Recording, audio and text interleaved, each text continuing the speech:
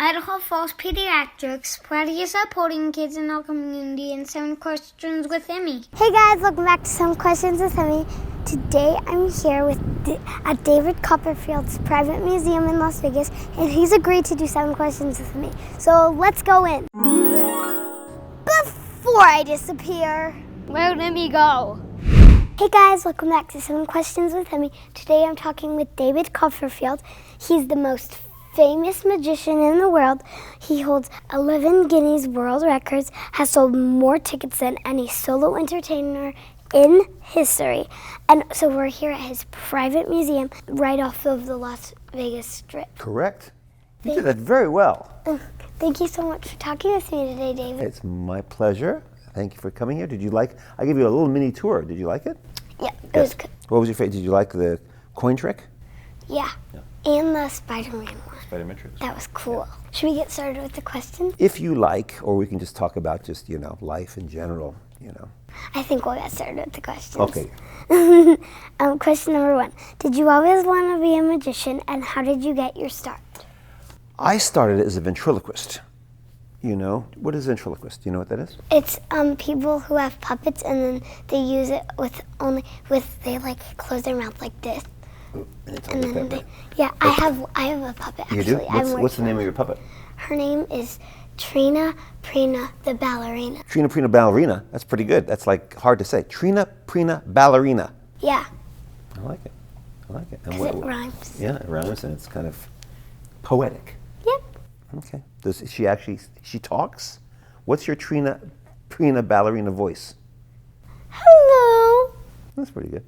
See, if I were as good as you, I would have probably kept doing it, but I didn't. I gave up ventriloquism and I started doing this stuff, this magic stuff, because I fell in love with it. In fact, the coin trick that you saw me do with a little board is the first piece of magic that I learned. That exact thing is what started me doing magic. That's cool. Yeah.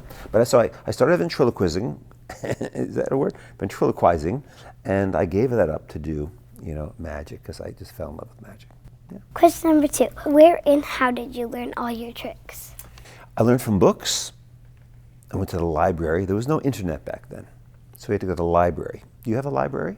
Yep. You We do? go over there a lot because I love to read. Really, you do good. Yeah. A lot of people don't use libraries so much, but I think it's a fantastic thing. I've got a gigantic library up there of all magic books, one of the largest magic libraries in the world. So I go to the real library, and there would be maybe 6 or 7 books on magic, and I would take them out and check them out of the library, and I would forget to return them. Eventually I got them back. They came knocking on my door. We want our books back. But I did that. So I learned from books. What I did was I would read the illusion, the effect the audience would see, and I refused to turn the page.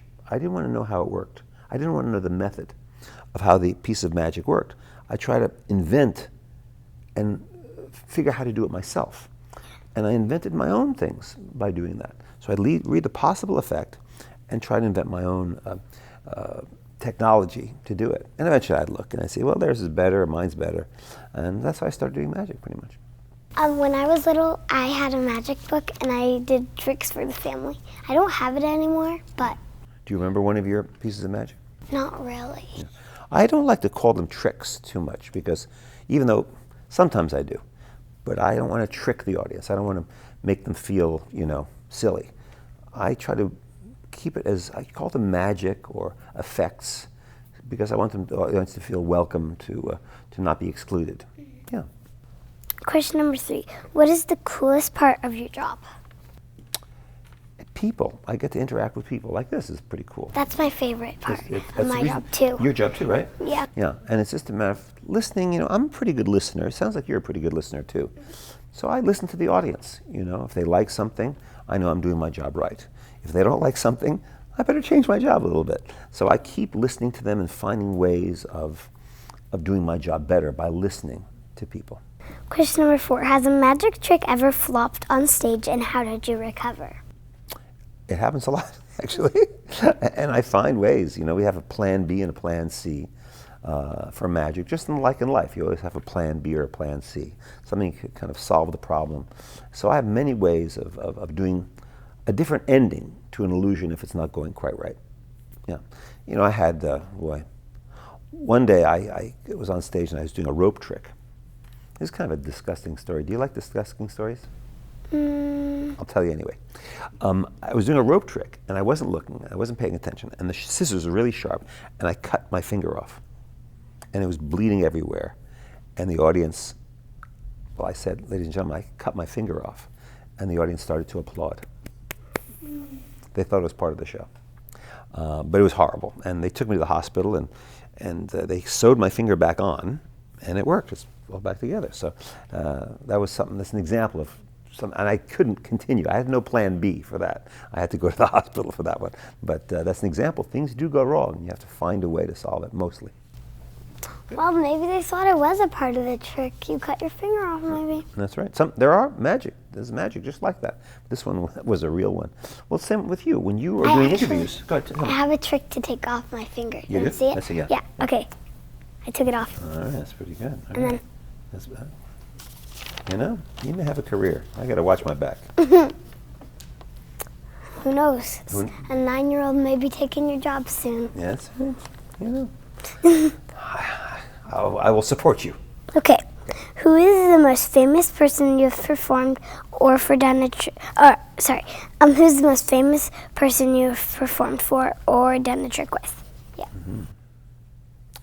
Well, a lot of presidents were they're probably the most famous people were presidents, you know. Reagan and Carter, these are names in the past. Clinton, I did lots of shows at the White House, which were really, really fun. A lot of security, a lot of Secret Service people all around, you know. When you'd have smoke machines or you'd have knives and like things that saw people in half, the Secret Service weren't really happy about that. They would kind of be really careful watching me do it, but they knew it was all part of the show. What do you like best about performing at the MGM Grand in Las Vegas every night? I do 15 shows a week. 15. That's a lot. That's a lot. Most Broadway shows are 8 shows a week, but I do 15 shows a week.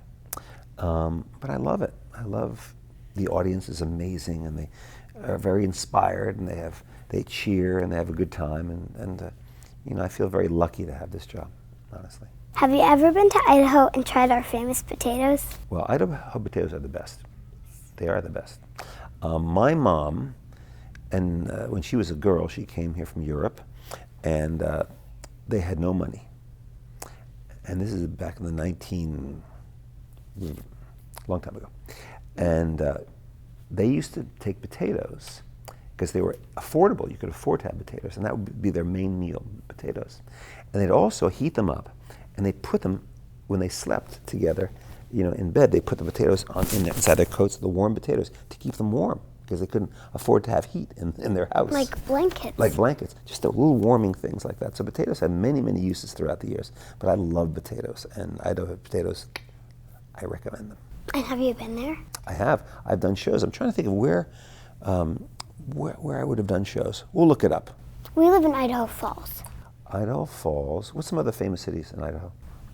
Boise. Boise. I played Boise. Yeah. Coeur d'Alene. Mm-hmm. There's Rexburg. Okay. Pocatello, yeah. Pocatello, Idaho. Blackfoot. There you go. Yeah, I performed all over Idaho, actually. Yeah. I want you to come to Idaho Falls soon, and then you can stay at our house. And you got a room for me? Yeah, we have a guest room. The guest room? Okay. All right. Well, thanks for the invitation. Yep. Yeah. And we can eat potatoes together. Okay, good. How would we prepare the potatoes? What do you like? I like mashed potatoes and, of course, French fries. French fries, yeah. Which is actually Belgian fries, actually. You know that? Mm. Yeah. French fries get this famous French fries, but actually they were created in Belgium. Google it. But if you don't like the Belgian fries, you're a little crazy. I like baked potatoes. Oh, I like those too. I'm not a big fan of butter and stuff, but I put salt on them, and it's so good. And yeah, thanks. Mm-hmm. I have a couple bonus questions now. Sure. Are these the bonus questions? Yeah. Okay. Question number 1. So where's the coolest place that you have toured? Well, I've been everywhere in the world. I've done 10 world tours. But there's a place I hadn't toured, but I just went to Iceland. Have you heard of Iceland? Yes, I have, except it's really green land. It is a green land, you know. It's kind of misnamed, you're correct. But I went in a helicopter right into a volcano. It was amazing. It was incredible, you know. And I've been around a long time, but seeing that, we went onto a glacier, and you know, we had lunch on a glacier, and then we flew over an active volcano. Imagine something the size of this room, maybe double the size of this room, and it was all hot lava bubbling.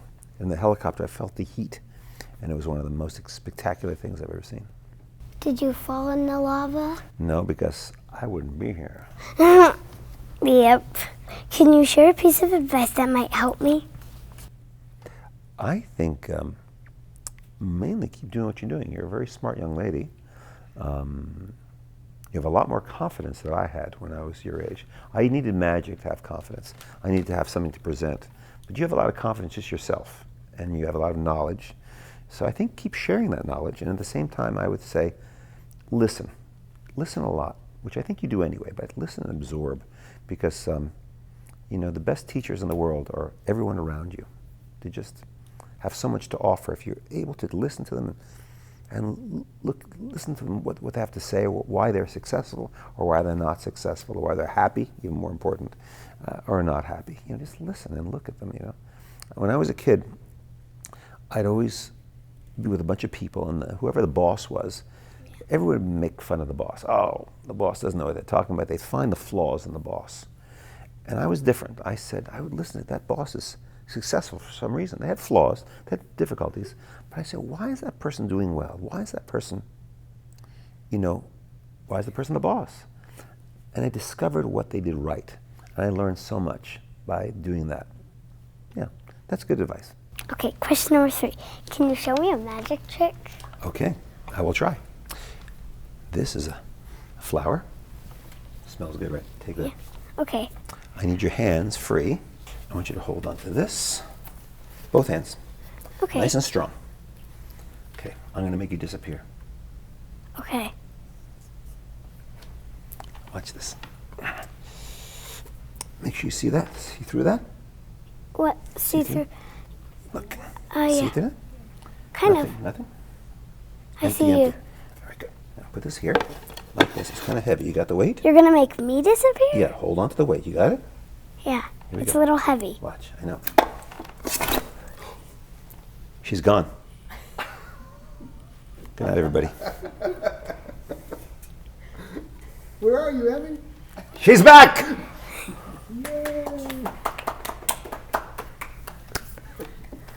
And back to the interview. Can I give you a present? Yeah. Okay, good. This is the first one off the press. This is David Copperfield goat poster. You can look up what goat means. You can figure that out Greatest later. of all time. Can't fool you. Can't fool you. This is from the IBM, the International Brotherhood of Magicians. Gave me this award, and these are all the different icons of all the things that I did. You can look them up on the YouTube machine. I flew. That's me going through the Great Wall of China. Yeah. That's the Learjet vanish. Niagara Falls and all kinds of stuff. A dinosaur. Anyway, this is for you, okay? Thank you. It's when you made the Statue of Liberty disappear. Very good. Yeah, you know. And I will sign this for you, okay? I'll sign for you later. Okay. All right? Thank Cool. you so much for You're so talking. welcome. Oh, I got you a present. You did? Yes, so a thank you card Well, that's and nice. 2 7 questions pens. Okay, wow. A 7 questions business card. So that one's my business card, except I didn't draw it. Mm-hmm. And then a keychain with your name on it, and it Wow. lights up. That's pretty good. Let me see. Because when I do interviews on Zoom, there's a light box in the back. It says the people I interview's name, and then candy. That's good. Okay. I'm gonna eat that. Okay. Can I put this all back in there? Yeah. And you know something? I was thinking of naming my kid Emmy too. I didn't, but when I do, He has 21 of me. that's why I have 21 Emmys. I'd have one more. Make sure you come to Las Vegas and come see David Copperfield at the MGM. Thanks for watching. Bye. Thanks so much for watching. Remember, new 7 questions and interviews are posted every Thursday. Be sure to follow me on Facebook, Instagram, and YouTube. Love you guys. Bye. Idaho Falls Pediatrics, proudly supporting kids in our community, and 7 questions with Emmy.